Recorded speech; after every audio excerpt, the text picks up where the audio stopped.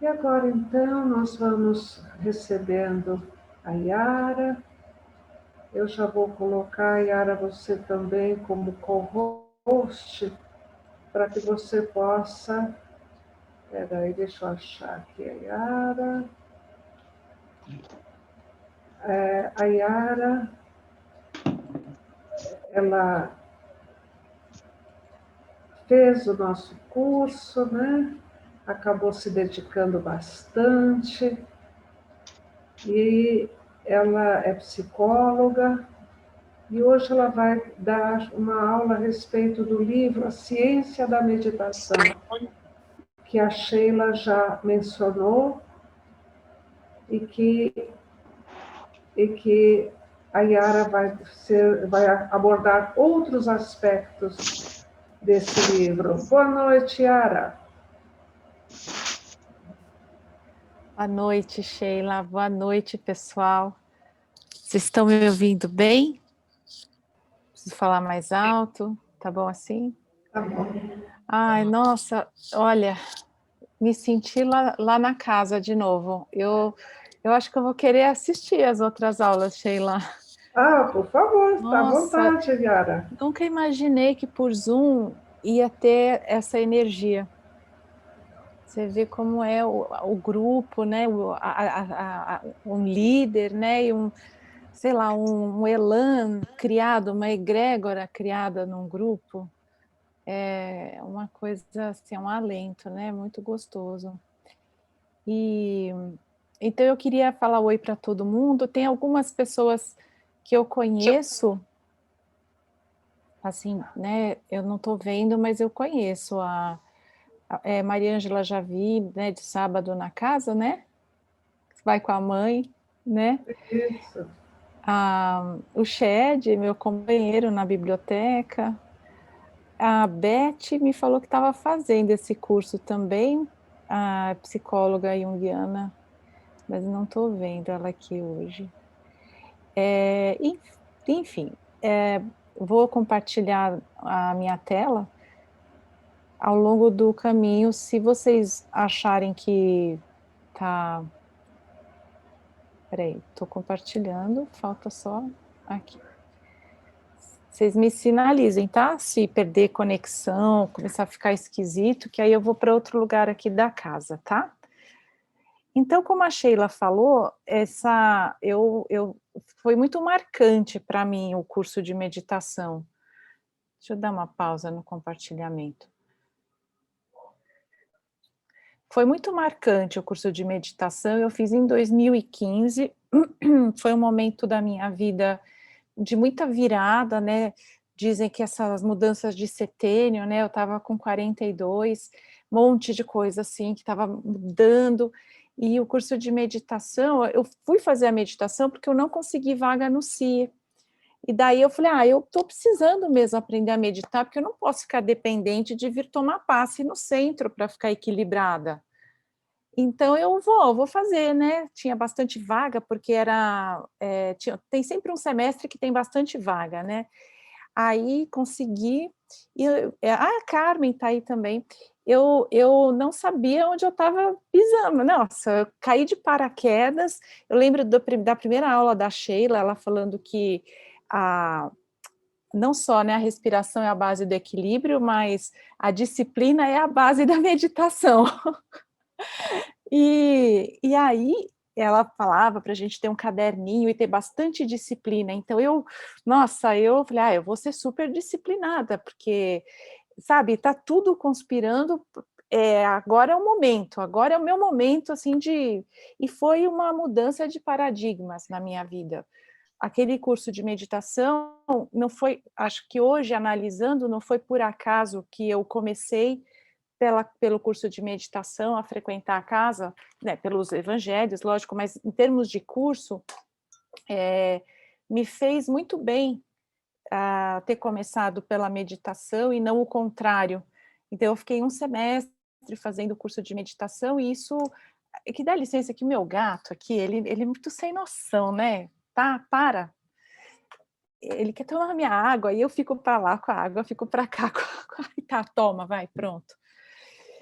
E aí, me fez muito bem mesmo, e não acho que foi por acaso não, eu acho que era por onde eu tinha que iniciar. E me ajudou o SIG também está aí. E me ajudou muito a realmente ir conquistando um equilíbrio para, junto com todo o resto, né, todo o contexto de reforma íntima, essas práticas contemplativas. Depois eu fui fazer ioga também, e de fato eu fui absorvendo, eu fui assimilando esse estilo de vida. Eu sou psicóloga clínica e realmente meu trabalho exige uma certa, uma disponibilidade emocional, né, para tudo, né, você não confundir os pacientes, conseguir, não enlouquecer com a loucura deles, né, ou pelo menos não enlouquecer muito, assim, né, só um pouquinho e depois voltar. E eu já comecei a perceber a meditação me ajudando em situações que antes eu ficaria um pouco mais aflita, ansiosa, eu percebia o pensamento vir, mas não a emoção junto. E isso com 6 meses de prática, 6, 7 meses de prática. Eu falei: "Nossa, isso é uma coisa interessante", porque, ó, eu tô preocupada e às vezes eram coisas meio bobas, do tipo: "Nossa, eu vou me atrasar para chegar, e tá trânsito". Eram coisas assim, né, que "Ai, meu Deus, como é que eu vou fazer? Agora eu vou atrasar". Então eu percebi que eu tinha a preocupação, mas não vinha junto à aflição, né, não vinha junto todo aquele desequilíbrio. Isso pra e eu sou uma pessoa muito eu gosto muito de provas empíricas. Então nós lemos juntos a Ciência da Meditação, foi eu e a Sheila lemos na mesma época e a gente acabou comentando desse livro. Para uma personalidade como a minha, me ajudou demais, porque às vezes a gente fica na prática, né, a gente fica na solidão do nosso caminho, porque ele é individual, por mais que a gente esteja aqui em grupo, ele é um caminho individual e às vezes a gente fica meio assim, será que eu estou indo para frente, para trás, para o lado? E aí, ver que realmente você tem uma mudança de assinaturas cerebrais, uma mudança de padrões cerebrais, uma mudança de conexões cerebrais, isso me ajudou muito a persistir no caminho. Quer dizer, olha, é uma questão de prática, então vamos praticar, praticar, porque uma hora vai vir o resultado. Às vezes a gente fica num platô, às vezes a gente fica assim com até uma sensação de dúvida, né, se um dia vai... O que é essa coisa de meditar, né? Será que eu vou me iluminar, né? Eu vou ter um êxtase místico? E não é, né? Eu acho que é uma coisa que vai indo, né, de uma forma suave, porém consistente, pelo menos essa é a minha experiência. Não que eu fiquei mais sensível, com muito mais consciência corporal, com muito mais consciência emocional. Na minha profissão, eu já tenho, eu tenho obrigação, né, de me aprimorar na sensibilidade emocional, mas eu percebi que começou a fluir melhor, algumas coisas começaram a fluir ainda melhor, sabe? Então, eu agradeço muito a oportunidade que a Sheila tem me dado nesses anos para vir falar desse livro Ciência da Meditação e rechear um pouquinho com a minha experiência com a meditação. Por que que eu agradeço? Porque eu recebi demais desse curso, muito, e da casa, e da Sheila. Então é uma oportunidade que eu tenho de retribuir um pouco, e de incentivar outras pessoas, né, a perseverar nesse caminho, a investir nisso, a né, investir nessa conquista, na conquista de um outro patamar, né, de bem-estar, tá? Então, eu eu não vou passar dos 30 minutos, tá, Sheila? Mas eu gosto de falar. Então, quando acharem aí que já Fica está chegando no tranquila. horário, alguém por Fica favor me... tranquila, viu, Yara? Fica tranquila. Não faz mal se passar um pouco, não. Tá bom. Só que me sinalizem aí quando estiver mais ou menos perto, por favor. Então, o nome, né, que eu dei para essa palestra é essa, né, para essa aula, é a mudança de padrões cerebrais. Para vocês terem mais detalhes, eu recomendo vocês procurarem esse livro, A Ciência da Meditação. Os americanos têm um negócio assim, que eu acho fantástico, que eles conseguem escrever sobre ciência para leigo. Então, não é um livro difícil, não é um livro complicado, sabem? E aí, eles vão falar, e o Daniel Goleman, para quem está um pouquinho por dentro da psicologia, é quem criou a ideia do coeficiente emocional. Eles dois são meditadores de longa data, e eu vou falar aqui de duas âncoras, que é a âncora da respiração e a âncora da bondade amorosa, tá? Bom, você quer escutar ou você quer escutar? Eu quero. É melhor... Sheila, fecha o microfone, por favor. Acho que ele é de... Você tá fechada, Sheila, não dá para gente... Por favor, todos fiquem muito atentos ao seu microfone. É que eu perdi o contato, eu não consigo desligar agora o telefone dos outros, só o meu. Então, todos atentos, por favor. Ok. Eu acho que eu consigo fazer isso aqui. Então, todo mundo, acho que já sabe alguma coisa, né, que a gente é capaz de aprender, certo? O nosso cérebro aprende. E isso chama neuroplasticidade. Só que o cérebro aprende para o bem e para o mal. É como se fosse, né, entre aspas, um órgão neutro. Você é dono desse cérebro que vai poder aprender coisas boas, mas também pode se condicionar em coisas ruins. Pensa o cérebro de um viciado em drogas. Esse cérebro aprendeu um monte de coisas ruins, né? Ruins para ele, principalmente, né? Para esse organismo, para esse indivíduo. Porque ele tem essa capacidade de resposta. E há dois drives principais da nossa capacidade de resposta no nosso caminho evolutivo são os perigos e o prazer, né? Ou seja, o medo e o prazer. Não tem aquela história de se não aprender pelo amor, vai aprender pela dor? Então, é mais ou menos isso. A gente aprende bastante quando a gente tem que se desviar de perigos ou quando a gente está correndo em busca de prazer. Essa é uma característica da nossa animalidade, né? Isso, o jeito como a gente se recompensa e aprende com o prazer está ligado ao que hoje os cientistas chamam de sistema de recompensa do cérebro. Eu não vou entrar em detalhes, né, sobre essas estruturas, mas o nosso cérebro reconhece as sensações prazerosas e quer mais. Agora, e pensa, eu coloco aqui sempre a fotinha de uma criança, porque quem já lidou com criança pequena sabe como às vezes é difícil fazer uma criança comer, né? Então ver uma criança comendo uma melancia, se com toda essa força genética que a gente tem para ir atrás de recompensas, já é difícil fazer uma criança comer, imagina sem isso, a gente não sobreviveria. Se o bebê não gostasse do leite, não achasse ele gostoso, que bebê que mamaria, né? Se não fosse para fugir da dor, da fome e para sugar uma coisa gostosa que entra naquele organismo, que é uma coisa doce, quentinha, e preenche, e aí e quer mais, e quer mais, e quer mais. Essa é uma criança saudável, uma criança que está funcionando bem. Só que tem um probleminha, né, gente? Aquilo que é gostoso, é bom e pode viciar, não é? Então, é muito bom e eu quero, né? Eu quero mais.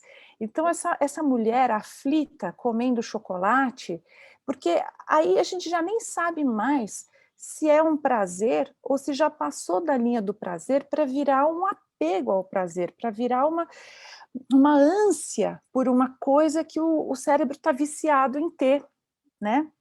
Então, esse é o perigo, digamos, né? Essa é a arquitetura, né, que o nosso Criador deu para a gente poder aprender. A gente tem o prazer para nos guiar, mas a gente precisa aprender a ter limite. porque tudo que é bom pode viciar. E a gente, né, fica à mercê, então, da busca pelo prazer. Só que não é só comida. A gente, como nós somos animais sociais, a gente pode ficar preso por elogios, né? Ficar ali, nossa, fazendo de tudo só para cavar elogio. A gente pode ficar preso por que são gratificações narcísicas? É aquilo que gratifica o seu eu, né? O seu ego. Nossa, eu sou demais, eu sou maravilhosa. Então pensa essas redes sociais, quanta gente que começa a mexer no celular, perde a hora. Fala, nossa, quando eu fui ver, já passou a hora, porque as redes sociais, não sei se vocês sabem, mas elas são projetadas. Agora até tem um documentário no Netflix que chama A Rede, né, eu acho. Então, eles falam disso, mas a gente na psicologia já sabe que são todas arquiteturas que são baseadas em jogos de azar. Então, são feitas para você ficar viciado. Até séries, porque aquelas séries que viciam, se vocês forem ver, elas têm uma âncora no final. Elas deixam preparado um suspense que só vai ser resolvido no próximo episódio, daí mais um suspense para ser resolvido no próximo episódio. Fica essa coisa chiclete, né, que você não consegue parar. Gruda, né? Gruda e você não consegue, né, parar de ver.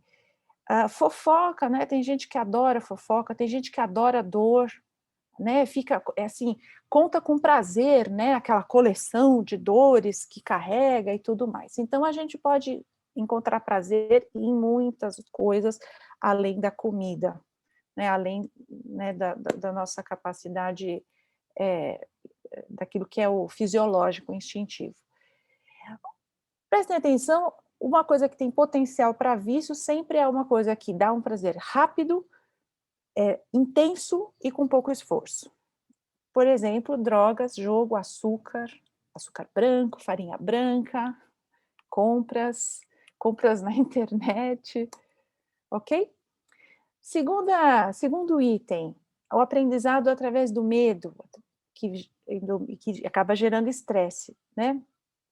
Então, a gente também aprende muito fugindo do perigo, evitando o perigo. E quando eu falo amígdala ativa, não é essa amígdala daqui, tá? São as amígdalas cerebrais, são essas duas bolinhas que ficam aqui na têmpora, praticamente, né? Fica aqui, ó, dá para vocês verem, né?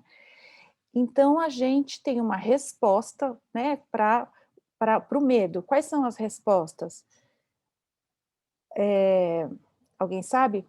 Luta, fuga e paralisia. Então, você luta, vai para cima do predador, né, ou do perigo, ou você foge, putz, nossa, é melhor eu fugir, ir embora, ou você congela, tá?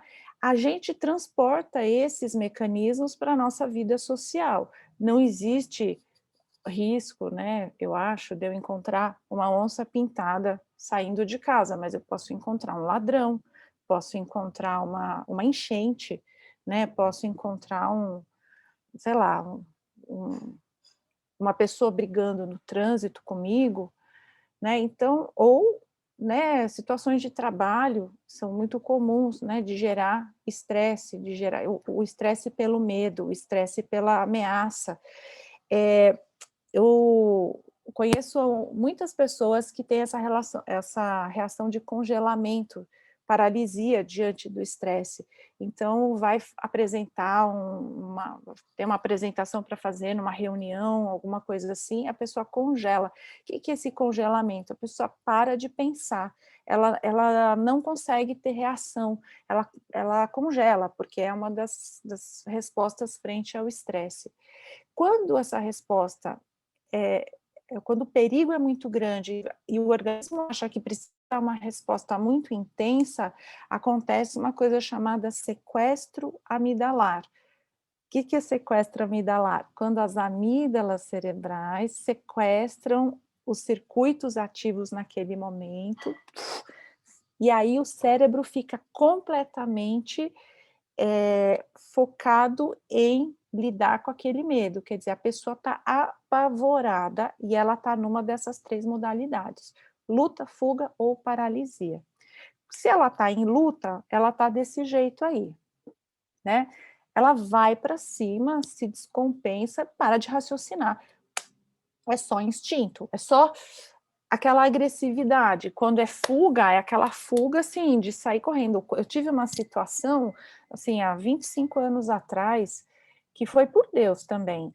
Eu estava numa reunião, eu estava na faculdade de psicologia, a gente foi no consultório de uma professora fazer uma supervisão clínica, era perto, em Perdizes, perto da PUC, um lugar que tem muito, acho que ainda hoje, né, mas naquela época tinha muito roubo de carro. E o meu, na época, hoje é marido, mas na época era namorado, foi me buscar, e a supervisão ainda não tinha terminado, e ele resolveu ficar dentro do carro para me esperar. E nisso, ele é rendido por dois bandidos, né, dois assaltantes, e eles levam e fazem um sequestro relâmpago com ele. Na hora que eu vi aquilo, eu tive uma reação totalmente descontrolada, que na verdade teria colocado a minha vida em risco, né? Então, aquelas situações que a gente não está mais numa floresta, né? Mas eu não conseguia raciocinar, eu fui completamente sequestrada pelo... E aí eu para poder, né, sei lá, eu tive uma reação de ir atrás deles, e uma amiga minha me segurou, eu falei que eu não lembrava de mais nada. A porta estava trancada e essa professora disse, não sei por que hoje eu resolvi guardar a chave. Então, né, se a chave tivesse na porta, eu teria saído, os bandidos podiam ter se assustado, atirado em mim, meu marido reagido, enfim, podia ter acontecido uma catástrofe. Então, esse sequestro amidalar significa que a gente para de raciocinar e para poder ter uma resposta, né? E as pessoas, quando estão com estresse, especialmente no trabalho, a gente hoje está numa situação de pandemia, tem muito medo, né, no ar, então as pessoas começam a ficar bem descompensadas com essas respostas ao medo. Agora, um terceiro mecanismo que é assim, o cérebro descansa quando a gente não faz nada. Vocês podem participar, eu não estou vendo vocês, mas vocês podem abrir o microfone e falar. Vocês acham que o cérebro descansa quando a gente está sem fazer nada? Estou na praia, tô fazendo nada. Meu cérebro está descansando?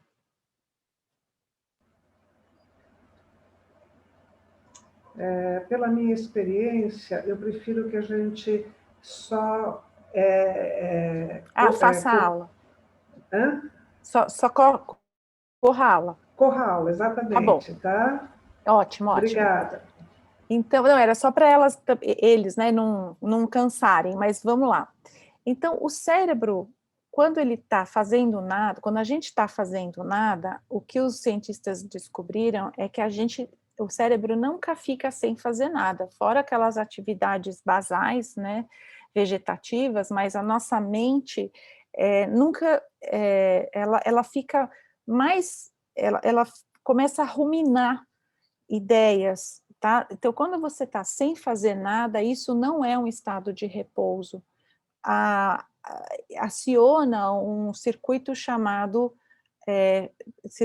o modo default, o modo padrão do cérebro, que também é um punhado assim de estruturas que ficam fazendo ficam lá se confraternizando. Só que o resultado disso é a ruminação, ou a divagação, né?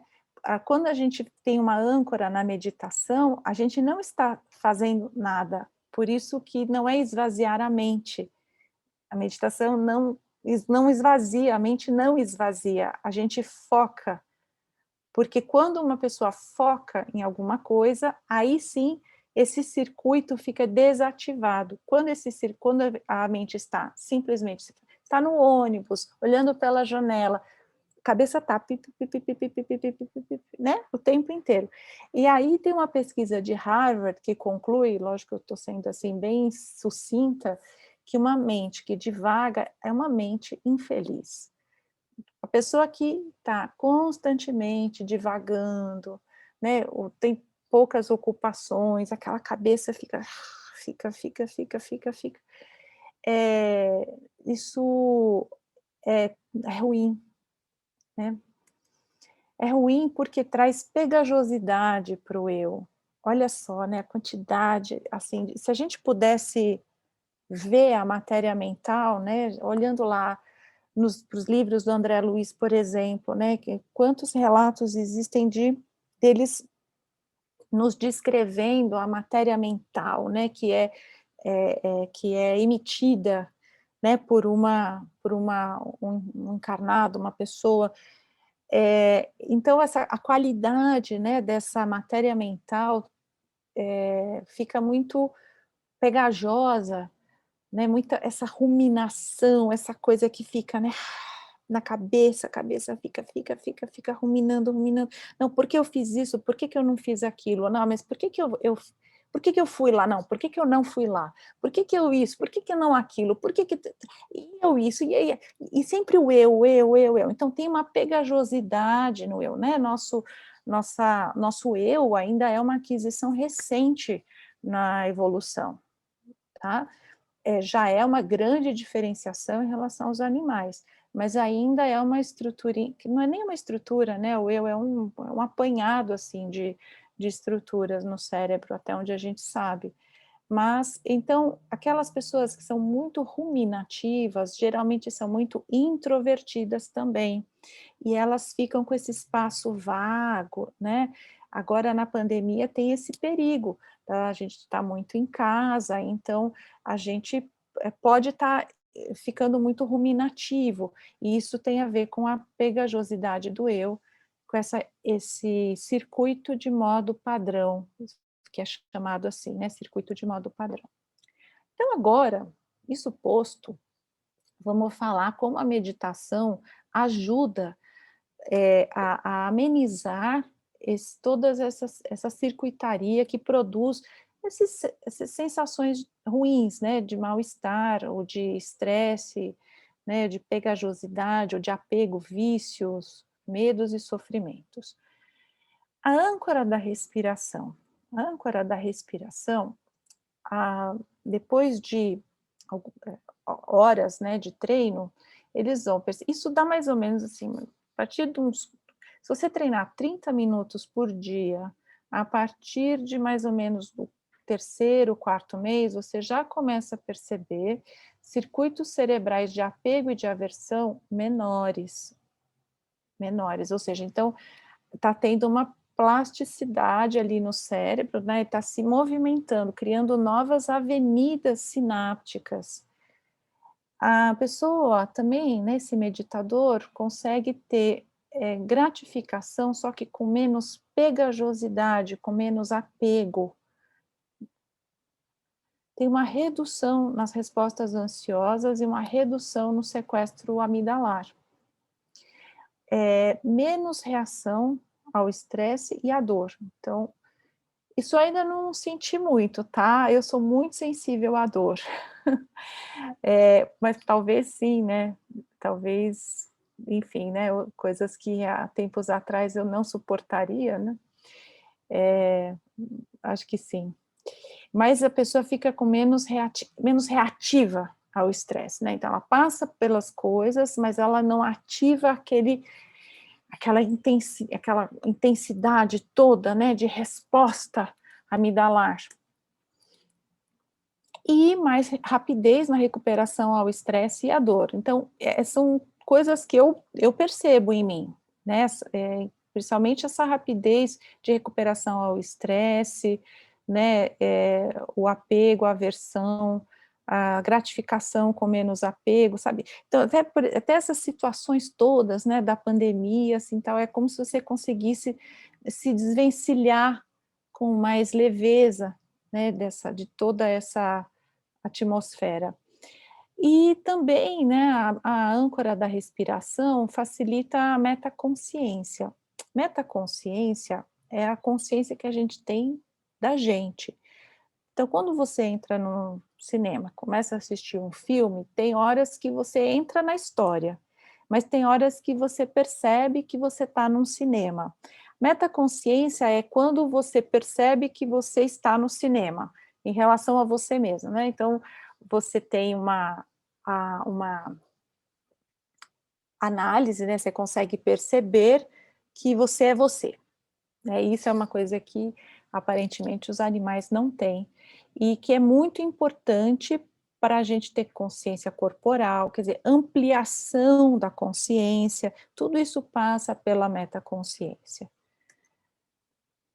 E aí, né, o resultado é aquilo que eu falei no começo, os pensamentos podem ser os mesmos, mas eles ficam mais leves, né? Não é que a meditação modifica, às vezes até, assim, porque a meditação também é um estilo de vida, né, você se propõe, né, quando você pega, sério o negócio, você se propõe uma modificação, mas você pode pensar a mesma coisa, como eu estava lá no farol preocupada com o horário de chegar, se eu ia me atrasar, mas eu já não tinha aquela aflição, aquela sofrência, porque eu ia, talvez, eventualmente atrasar. Eu conseguia, engraçado, você parece que consegue enxergar o problema com mais objetividade, um problema mais seco, né. E aí, né, a questão é, então essa história de ser mais leve, será que você fica mais frio, né, então você fica mais objetiva, mais racional? Isso é uma frieza que você adquire? Então não, né, a leveza não é uma frieza, é um discernimento, é uma distância que a gente consegue, mas ao mesmo tempo com muita presença, né, porque a frieza é distância, mas é uma distância com ausência, não com presença, né. Inclusive eu queria falar também da, bondade amorosa, que é uma segunda âncora, né, a bondade amorosa é quando a âncora de transmissão de amor, né, você vai transmitindo amor através dessa âncora. E aí eles fazem uma discussão no livro que é muito interessante, eu nunca tinha parado para pensar, né, a diferença entre a empatia e a compaixão. É porque a gente fala muito da empatia, a gente fala da comunicação não violenta, como precisa da empatia, e a empatia realmente é muito importante. Mas a empatia também gera estresse. Por quê? Porque, segundo eles, quando a gente está empático, a gente está ativando os mesmos circuitos da dor. Enquanto que a compaixão, que é o sofrer com, né, a empatia é estar no mesmo, sei exatamente como você se sente, estou no teu sapato. A compaixão é o sofrer com, né? E a compaixão ativa os circuitos de cordialidade, de amor, de afiliação. Espera aí. A empatia pode levar à exaustão emocional, porque eu sofrendo com o outro, sofrendo, sentindo o que o outro sente, eu fico louca.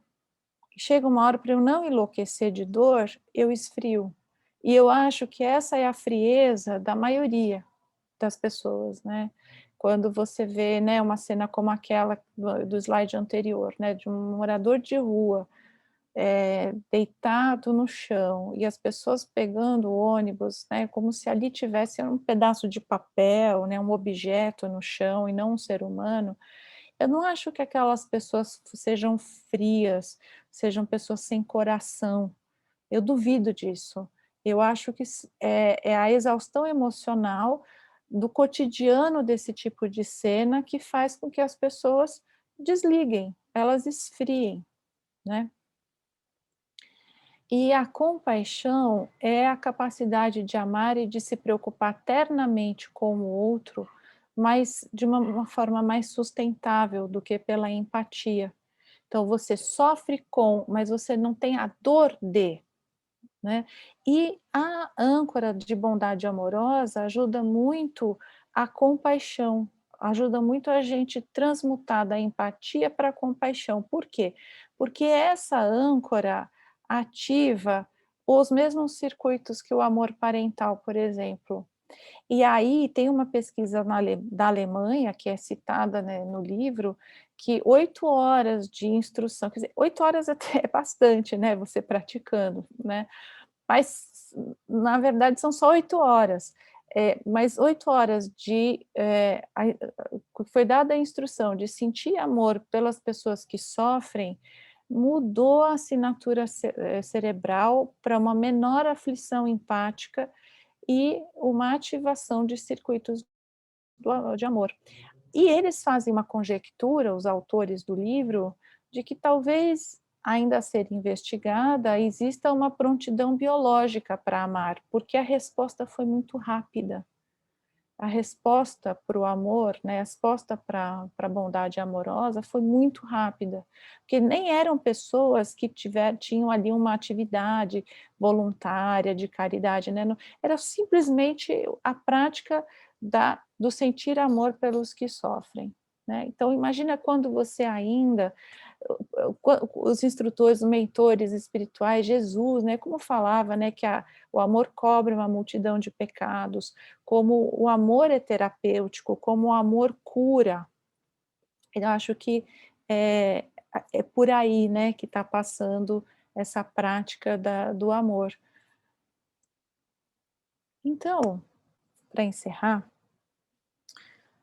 tem uma definição que é dada lá no livro, né, sobre o que é felicidade. E um monge teria respondido que para ele felicidade é experimentar júbilo e leveza pelo simples fato de existir, né? Não precisa de nada, eu existo, então eu tenho felicidade, eu tenho alegria, eu tenho júbilo, mas é um júbilo leve, pelo simples fato de existir.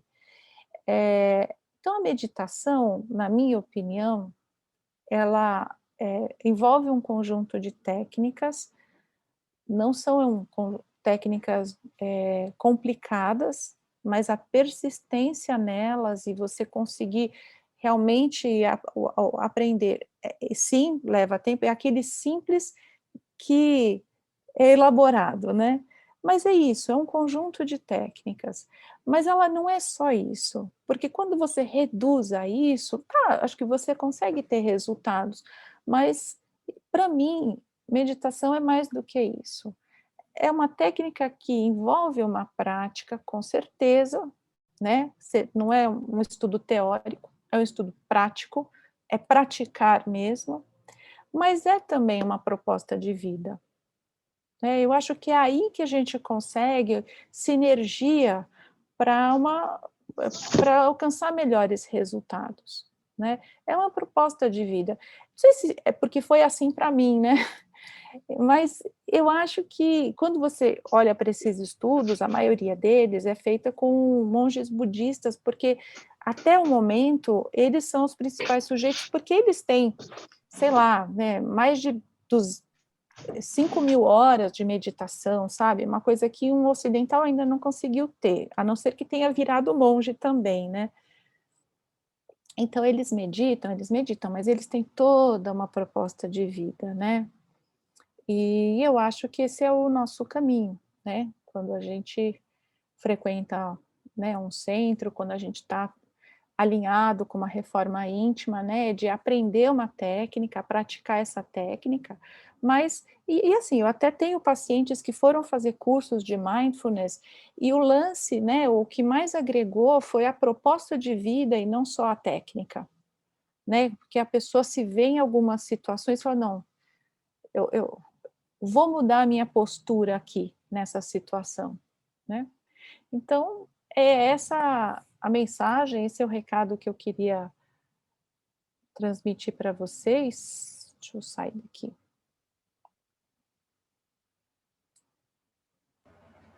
Era isso que eu tinha para Eu, apresentar. Diga. alguém quer fazer alguma pergunta? Agora é a hora.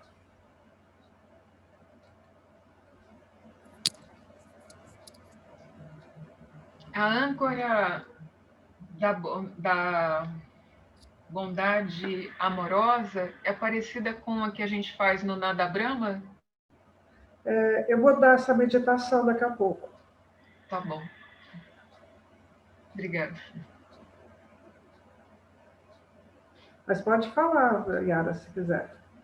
Não, é isso aí. Acho que você vai Quem dar. mais? Quem mais? Eu tenho uma pergunta. Pode falar. Oi, Yara, boa noite. Boa noite. Obrigada pela aula. Como é que você deu o exemplo, citou, né, contou aí a sua experiência e o seu contato inicial com a meditação. E você, enquanto profissional na sua prática clínica, você, de alguma forma, orienta isso para os seus pacientes, porque eu concordo, é uma proposta de vida, e muitas vezes, né, a gente, enquanto profissional, você não tem como, né, talvez induzir e tal, mas você, de alguma forma, aplica isso para os seus pacientes no sentido de dar algum tipo de orientação, enfim. Você é psicóloga também, Lu? Não, eu sou nutricionista. Adoro a área de psicologia porque eu acho que tem muito a ver com a minha área.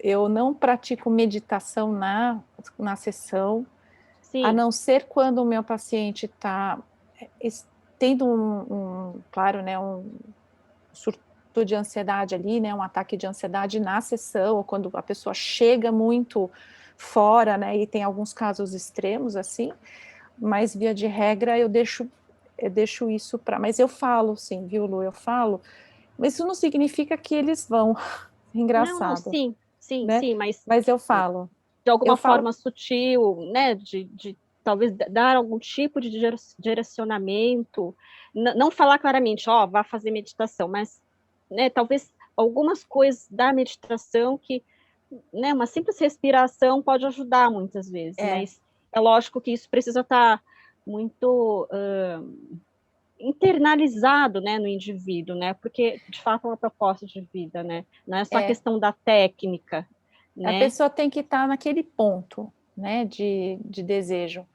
Mas eu falo assim, ó, quando a pessoa está me procurando, eu faço aquelas primeiras entrevistas, tal, e daí quando a gente vai fechar, né, o contrato de trabalho, dependendo do caso, se é um caso que já vem encaminhado de um psiquiatra ou que vai precisar de psiquiatra, aí eu sou mais,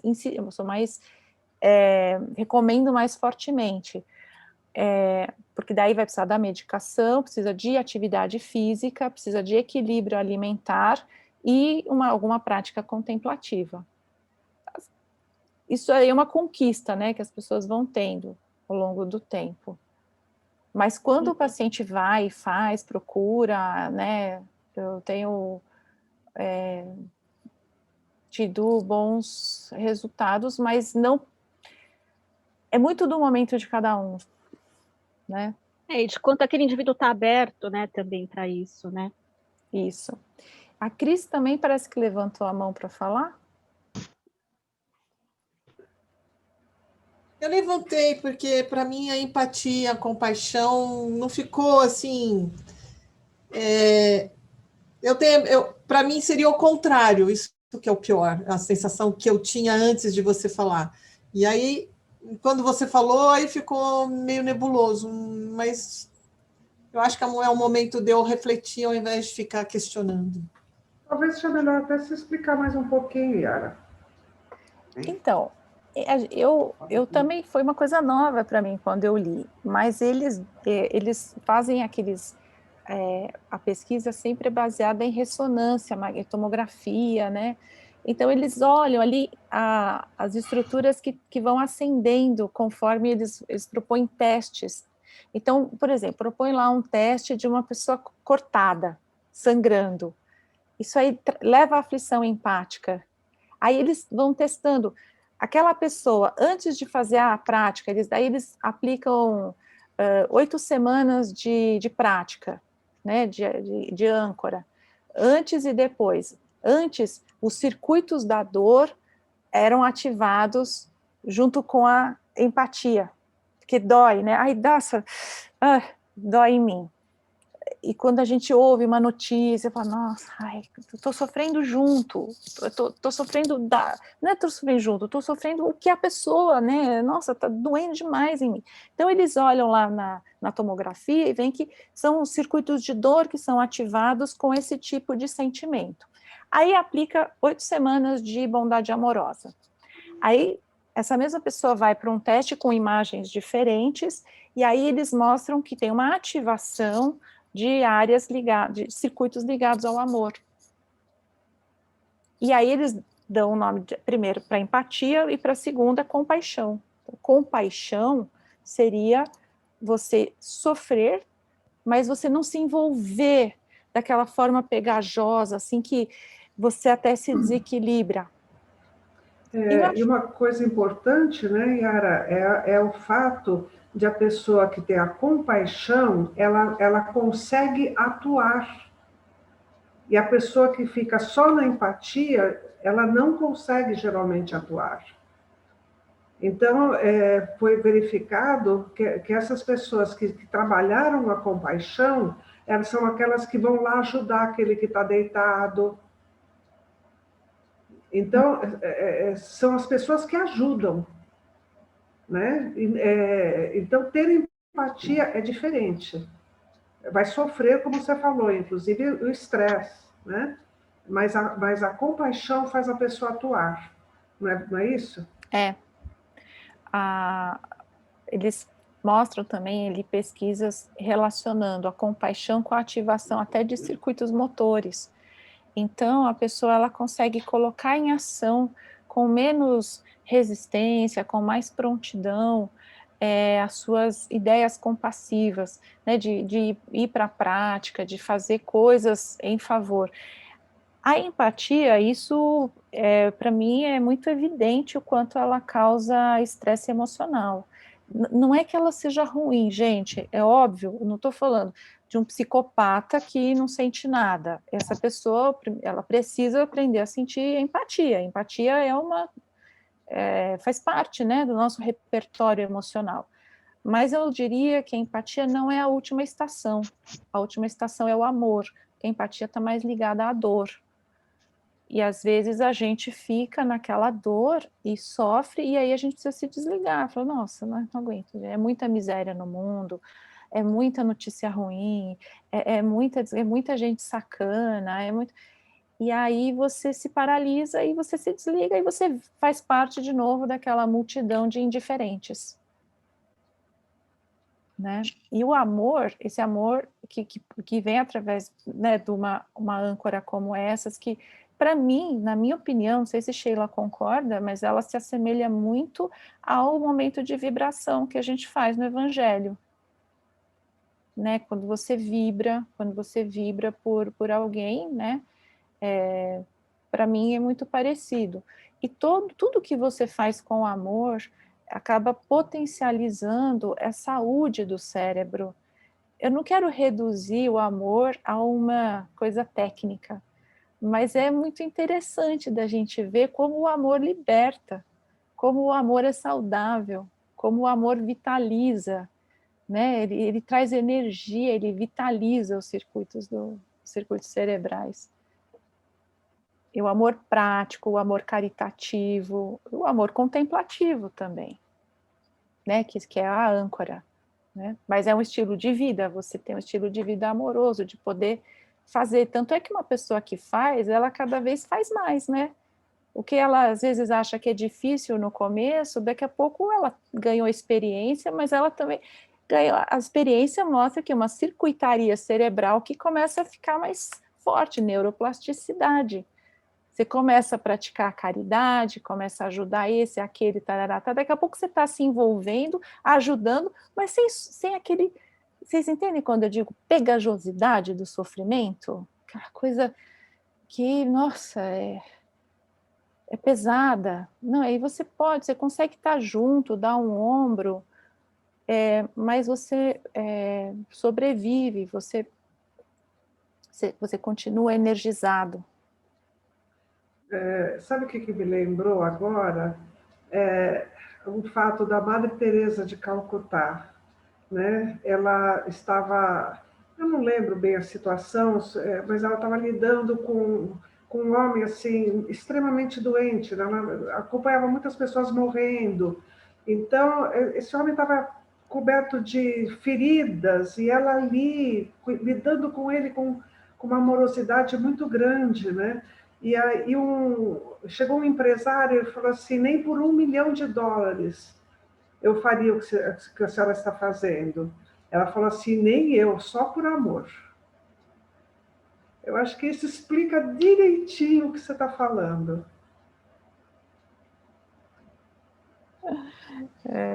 Excelente. Né? E aí, gente, vamos fazer um pouquinho de prática? Tá? Nós vamos fazer uma prática bem simples, gente. Essa prática, nós vamos dividir em 2 partes. Né? A Yara está convidada também para participar. É o seguinte, primeira parte, vocês vão estar respirando, vão se acalmando, vão prestando atenção em vocês, e aí vocês vão começar a visualizar as pessoas que você ama, uma por vez, tá? Uma por vez. Pode ser filho, mãe, marido, esposa, amigo, amiga. Aí você mentaliza aquela pessoa e sente a sensação que dá quando você entra em sintonia com ela. Então, é amor. Nós estamos buscando isso, amor. E vocês, logicamente, vão perceber que quando você mentalizar um filho, a sensação é uma. Se você mentalizar um amigo, uma amiga, a sensação é outra.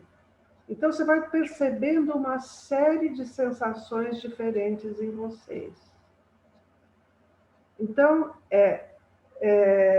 visualize, mas não vai botar uma lista enorme, não, gente. Tá? Não é todo mundo, não é todo mundo. Então, já vai elegendo quem é que você vai colocar, tá? Pode ser 2, 3 pessoas no máximo, tá? Porque o exercício é como eu vivencio o amor. E aí a gente vai sentir que vivencia de formas diferentes. Mas tudo é amor. Tá? Então, a primeira parte, vocês vão estar fazendo isso, se focando em pessoas, se focando no amor que vocês sentem por essas pessoas. Tá? É isso. Simples assim. Sem cobrança, só o sentir. Não analisa. Sente, veja qual é a sensação que está passando para vocês. Só. Sheila? Fala. De uma outra vez, alguém tinha falado alguma coisa, acho que você também acrescentou que ajudaria a visualizar o filho pequeno, né, criança, quando a pessoa tem uma certa dificuldade, né, de visualizar o filho criança, porque o filho criança evoca um sentimento, às vezes, mais amoroso do que o filho já adulto. E um pet, né? Tem gente que tinha perguntado, sim, né, se podia visualizar um bichinho, um animalzinho, também pode, né? Sim, tá vendo, gente? Tá vendo como é simples? Eu vejo, que nem uma amiga, recentemente, o cachorro dela morreu, ela desmoronou, né? Ela falou, é irracional o que eu estou passando, e é mesmo, né? É sentimento. Então, é isso, vamos nos ligar no sentimento, tá? Então, eu vou tocar aqui o PIN para dar o start para nós começarmos. Aí, vocês vão ficar nessa meditação com relação a essas pessoas, a esses sentimentos ou até ao pet. E quando eu tocar novamente o PIN, vocês vão ficar exclusivamente com a sensação. A âncora será o sentimento. Deu para entender?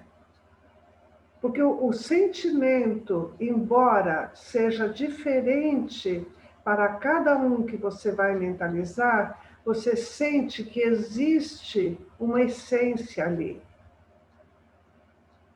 Essa essência é o amor. Então, no segundo PIN, fiquem com isso, com o amor, a essência, sem pensar em palavras, apenas vivenciando. Alguma pergunta? Eu tenho. Fala, Cris. Qual o tempo que você vai consagrar para cada uma dessas pessoas? A gente que determine, depois, conforme Você que determina, você que determina, tá? É como se, quando você já se embebeu dessa sensação, você pode passar para o próximo, tá? Então, vamos iniciar.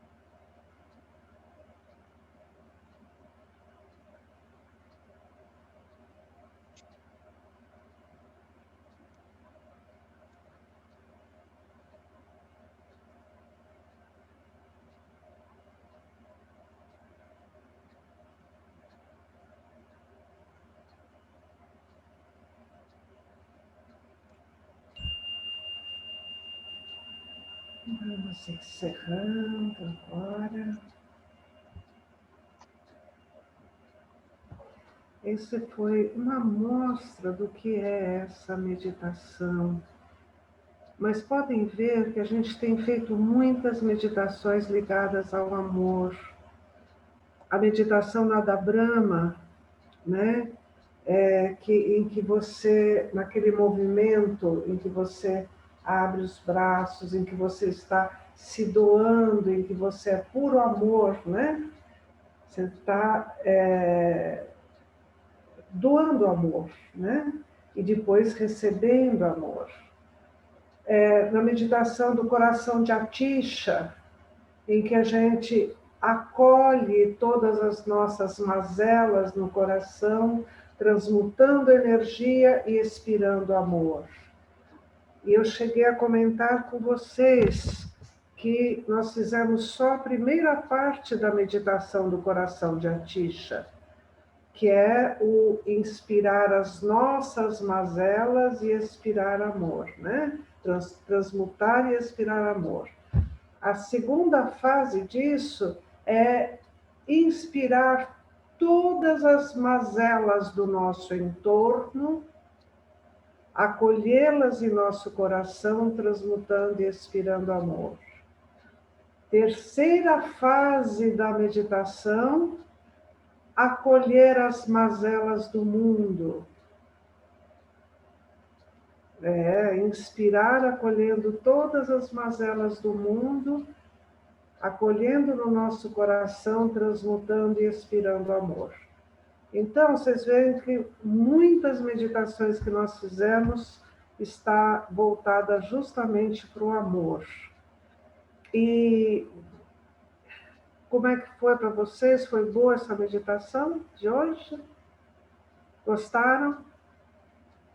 Pode falar, viu? Eu estou vendo as cabecinhas, eu estou estranhando, que eu estou vendo, eu estou enxergando pouca gente, porque são 42 pessoas e a maioria está apagada, né? Eu achei então, ótimo. Fala. Achei ótimo. Acho ótimo. Ah, Gostei. que bom, que bom. Primeira e segunda. Fala mais alto. Na primeira, eu fiquei assim, de 3, 4 pessoas, né? Não consegui me concentrar. Depois eu consegui. Aí na segunda, aquilo já passou a ser só aquele sentimento. Né? Isso. Foi bom. Foi bom, né? Foi bom. É para a gente identificar a sensação que o amor nos traz. Né? Para que depois a âncora seja o amor. Olha que âncora bonita, né? Alguém quer fazer algum comentário? Fica à vontade. Alguma pergunta?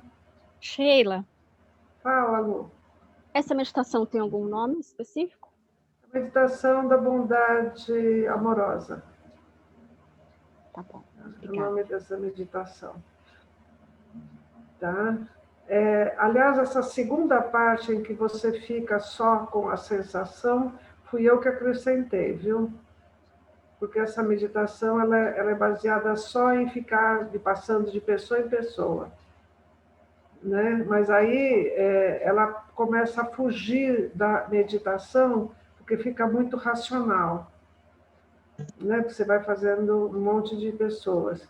Então, é por isso que eu acrescentei no final a âncora ser amor. Tá? Mais alguém? Que pelo menos para mim, como meditação, faz mais sentido. Sheila. Fala mais. Eu queria agradecer, porque toda sexta-feira eu chego cansada da semana e toda sexta-feira eu me sinto reenergizada depois das aulas. Ai, que delícia. Hoje eu estava até... A sensação de esponjinha que a gente tem de vez em quando, eu estava sentindo algumas nhacas e foi embora agora depois da meditação. A aula também achei uma delícia, me trouxe alguns detalhes que eu não sei ainda nem se eu entendi direito ou não, mas que eu estou lendo um livro que fala sobre TEPT, transtorno de estresse pós-traumático, que tem esses dois lados, né, da frieza, da paralisia, e esse que a gente, quer dizer, eu fico bastante na ruminação. Aí, tanto um como o outro são os extremos, e teve uma das aulas que você falou da meditação, deixa passar. E esse deixar passar eu acho que é esse meio do caminho, é conseguir acolher, é entender que ele existe, fazer esse processo dentro da gente, mas não ficar com a gente, não ficar nessa pegajosidade, deixa passar e transformar tudo isso numa leveza, tá muito gostoso. Então, me agradecer. Maia. Obrigada a aula de hoje também.